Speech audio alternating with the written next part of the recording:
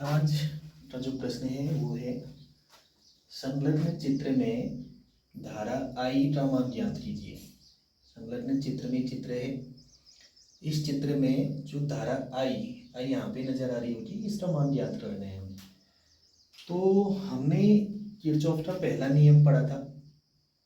Kirchhoff का जो पहला नियम था वो ये था कि किसी संधि पर मिलने वाली समस्त धाराओं का बीजगणितीय योग शून्य होता है। किसी संधि पर मिलने वाली समस्त धाराओं का बीजगणितीय योग शून्य होते हैं, अर्थात किसी संधि की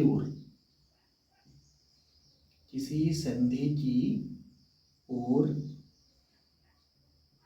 आने वाली धाराओं का योग बराबर होता है संधि से दूर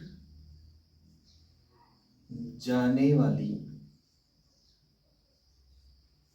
धाराओं का योग।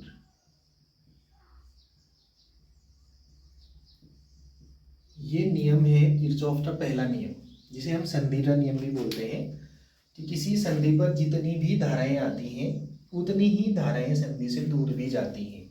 तो चित्र में नजर आ रहा है 5 एम्पियर की धारा जो है संधि की तरफ आ रही है, 7 एम्पियर की धारा भी संधि की तरफ आ रही है और 2 एम्पियर की धारा भी संधि की तरफ आ रही है। यानी संधि की तरफ जो धाराएं आ रही हैं उसमें है 5 ampere plus 7 ampere plus 2 ampere.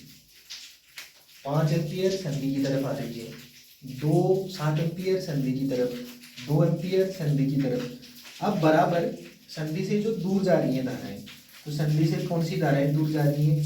3 ampere की धारा संधि से दूर जा रही है, I एम्पियर की धारा संधि से दूर जा रही है।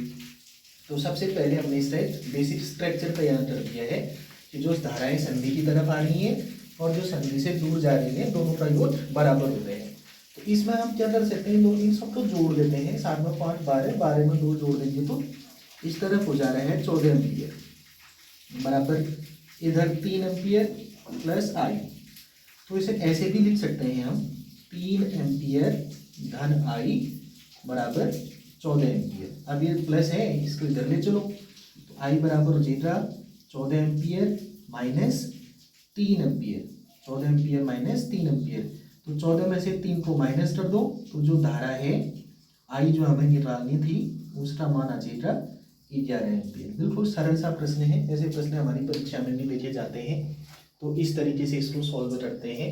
किसी संधि में जो भी धाराएं आ रही है उनका योग संधि से जो भी धाराएं जा रही हैं उनके योग के बराबर होता है। तो इस तरीके से हम I का मान निकाल सकते हैं।